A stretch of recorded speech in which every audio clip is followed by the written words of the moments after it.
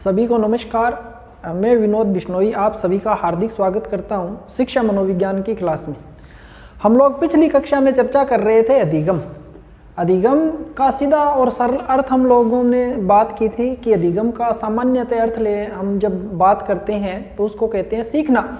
लेकिन अधिगम सीखने से भी आगे का जो प्रोसेस है उसको हम अधिगम कहते हैं, क्योंकि सीखना एक समय का सीखना नहीं है। जो नए प्रकार से नए अनुभव होते हैं जिनमें संबंध स्थापित किया जा सकता है और जहां पर्यावरण की हमेशा उपस्थिति रहती है उसी को हम क्या बोलते हैं, अधिगम कहते हैं। इसकी हमने एक दो परिभाषाएं भी की थी और उसके बाद में हम लोग बात कर रहे थे कि अधिगम को प्रभावित करने वाले कारक जो हैं वो कौन कौन से हैं।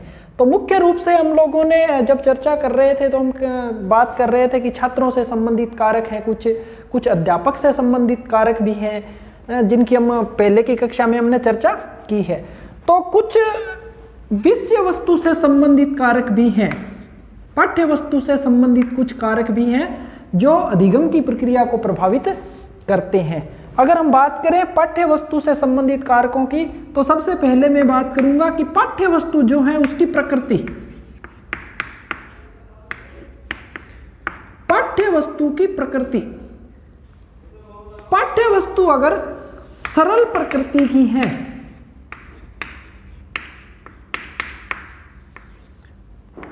तो बच्चे उसको जल्दी से सीख जाते हैं। अगर पाठ्य वस्तु की प्रकृति जटिल है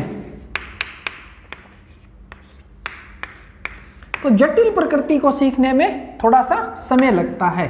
यानी जो विषय सरल हैं उनको बच्चे बड़ी जल्दी सीख जाते हैं और जो थोड़े से कठिन होते हैं उन विषयों को सीखने में थोड़ा ज़्यादा समय लगता है। तो जितना सहज है, जितना सरल है, वो जल्दी से उस विषय वस्तु का अधिगम करते हैं, और जो थोड़ा जटिल है, जिसकी विषय वस्तु थोड़ी कठिन है, उसमें थोड़ा समय ज़्यादा लगता है। इसके बाद में अगर मैं चर्चा करूं तो विषय वस्तु का आकार भी प्रभावित करता है। हम लोगों ने देखा है कि जब हम बड़ी मोटी बुक देखते हैं, बड़े बड़े ग्रंथ हम देखते हैं तो हम देखते ही क्या कर देते हैं, उसको बंद कर देते हैं। हमारी मेंटलिटी ये बन जाती है कि ये बहुत मुश्किल है, हमसे पढ़ा नहीं जाएगा। और जब हम छोटी छोटी बुकें देखते हैं और कम विषय वस्तु वाली, आकार जिसका बिल्कुल ही छोटा हो, उसको हम देखते ही बोल देते हैं कि हाँ ये मुश्किल नहीं है, ये आसान है, इसको हम आसानी से कर सकते हैं। तो कहने का अर्थ यहाँ पे ये है कि अगर हम बच्चे को पढ़ा रहे हैं तो विषय वस्तु का आकार अगर बड़ा है, बहुत बड़ा है, तो उसको भी सीखने में थोड़ा समय ज़्यादा लगता है। उसमें थोड़ी सी रुचि भी बच्चों की कम रहती है। और जिस विषय वस्तु का आकार छोटा है उसको बच्चे जल्दी से और आसानी से सीख जाते हैं। इसके बाद में अगर हम लोग बात करें विषय वस्तु में, तो विषय वस्तु के अंदर पाठ्य सामग्री,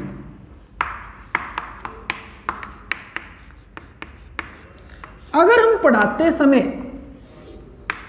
उससे संबंधित सहायक सामग्री का उपयोग करते हैं, उस विषय वस्तु, उस पाठ्य सामग्री में सहायक सामग्री जैसे श्रव्य दृश्य साधनों का उपयोग करते हैं, मॉडल और चार्ट का हम लोग उपयोग करते हैं, तो बच्चे क्या होता है, उससे उसमें रोचकता बनती है।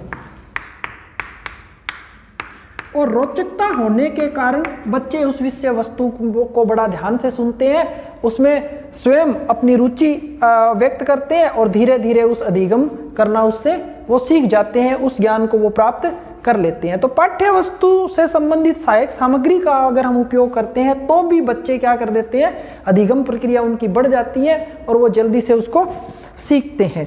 इसके बाद में अगर हम लोग बात करें तो पाठ्य वस्तु का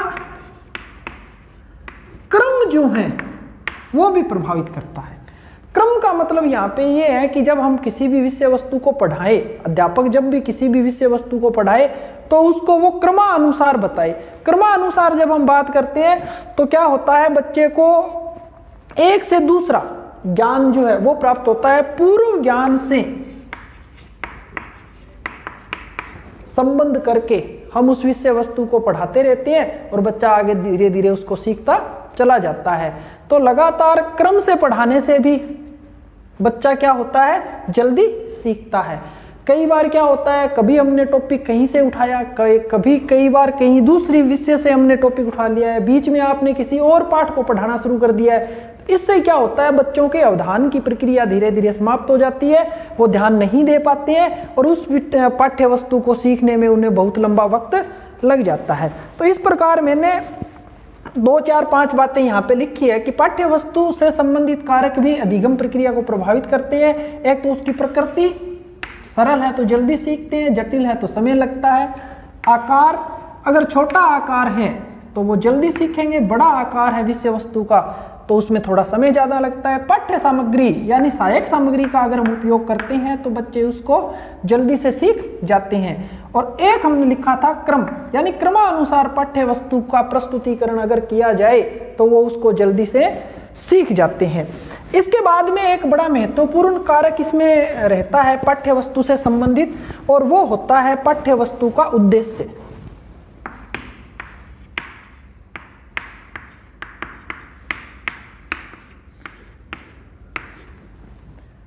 उद्देश्य, अगर वो पाठ्य वस्तु बच्चों के लिए महत्वपूर्ण है, उनको लगता है कि वो भविष्य में उनके लिए महत्वपूर्ण है, तो वो उसमें ज़्यादा रुचि लेते हैं और वो उसको जल्दी से सीखने का प्रयास करते हैं। अगर हम पढ़ाने से पहले विषय वस्तु का उद्देश्य बताएं बच्चों को और उद्देश्य से जोड़कर अगर हम उनको पढ़ाने का प्रयास करें तो भी बच्चे उस विषय वस्तु को जल्दी सीखते हैं, क्योंकि हमने उस पाठ्य वस्तु का क्या कर दिया है, महत्व बताया कि भविष्य में आपके ये क्या काम आएगा। इस प्रकार जब उद्देश्य ज्ञात होता है तो बच्चे उसमें रुचि लेते हैं और उसको वो आसानी से, सरलता से सीख भी जाते हैं। तो ये कुछ बिंदु थे पाठ्य वस्तु से संबंधित जो अधिगम प्रक्रिया को प्रभावित करते हैं। इसके बाद में अगर हम बात करें तो यहाँ पे हम ये लिख सकते हैं कि कुछ ऐसी विधियां भी हैं, कुछ ऐसे सूत्र भी हैं जो क्या करते हैं, अधिगम प्रक्रिया को प्रभावित करते हैं। कुछ ऐसी विधियों की मैं बात करूंगा। मुख्य रूप से अगर हम बात करें यहाँ पे एक विधि होती है पड़ताल विधि। पड़ताल विधि, पड़ताल विधि का मतलब पड़ताल करना, हम क्या बोलते हैं ना कि उसकी जांच पड़ताल करनी है। तो जांच पड़ताल का यहाँ पे मतलब है कि जो भी हमने पढ़ा है, जो भी हमने जानकारी प्राप्त की है, उसको अगर हम स्वयं खुद से सुने, खुद से अगर हम आंतरिक रूप से जानकारी प्राप्त करें कि मुझे वो कितना याद हुआ है, कितना याद नहीं हुआ है, तो हम क्या करते हैं, जो बिंदु हमने छोड़ दिए हैं, जो हमें याद नहीं है, उनको भी हम दोबारा से पढ़ के याद कर सकते हैं। इस प्रकार से भी अधिगम की प्रक्रिया चलती रहती है। अगर हम बच्चे को ये तकनीक सिखाएं तो बच्चे इससे भी आसानी से कुछ अच्छा पढ़ना सीख जाते हैं। फिर एक विधि हम ले सकते हैं अंश से पूर्ण की ओर। अंश से पूर्ण की ओर यानी खंड में विभाजित करके, विषय वस्तु को खंडों में विभाजित करके, टुकड़ों में विभाजित करके छोटा छोटा अगर पढ़ाया जाए तो बच्चे आसानी से उसको सीख जाते हैं। क्योंकि हम पहले भी बात कर चुके हैं, विषय वस्तु का आकार अगर छोटा आकार होता है तो वहां पर बच्चे उसमें ज़्यादा रुचि लेते हैं और बड़े आकार में रुचि कम लेते हैं। तो इसी प्रकार यहाँ पर अगर अंश को, विषय वस्तु को भागों में बांट दिया जाए और फिर हम उसको थोड़ा थोड़ा करके पूर्ण की तरफ बढ़े, संपूर्ण की तरफ बढ़े, तो बच्चा उसमें आसानी से सीख जाता है। इसके बाद में अगर मैं चर्चा करूं तो एक हम और भी लिख सकते हैं यहां पर,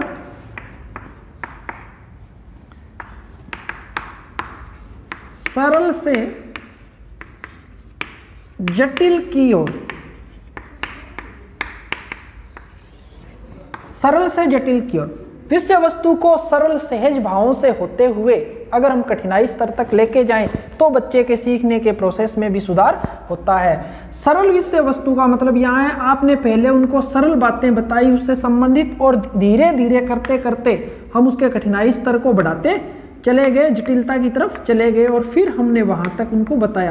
तो इससे क्या होता है, पहले बच्चा उससे संबंध स्थापित कर लेता है विषय वस्तु से, और वो उससे जब संबंध स्थापित कर लेता है तो धीरे धीरे उसका रुझान और रुचि उसमें हो जाती है, और फिर हम उसको अगर मुश्किल बात भी बताएंगे तो भी वो आसानी से सीख जाता है, समझ जाता है। तो इस प्रकार से अगर हम कुछ विधियों का उपयोग करें अधिगम में तो उस अधिगम प्रक्रिया में सुधार किया जा सकता है। इसके बाद में एक विधि आती है जिसको हम कहते हैं संचित विधि।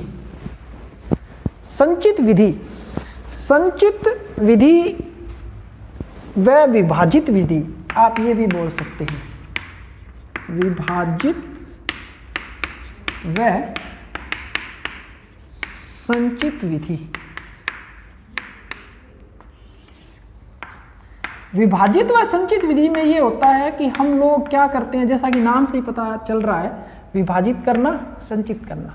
हमने उसको इकट्ठा पढ़ा, जो हमें समझ में नहीं आया उसको अंडरलाइन किया बच्चे ने, उसको बताया, फिर वो बच्चा क्या करता है, उस खंड को जो छूट गया था उसको दोबारा से पढ़ता है, उसकी जानकारी वो प्राप्त करता है।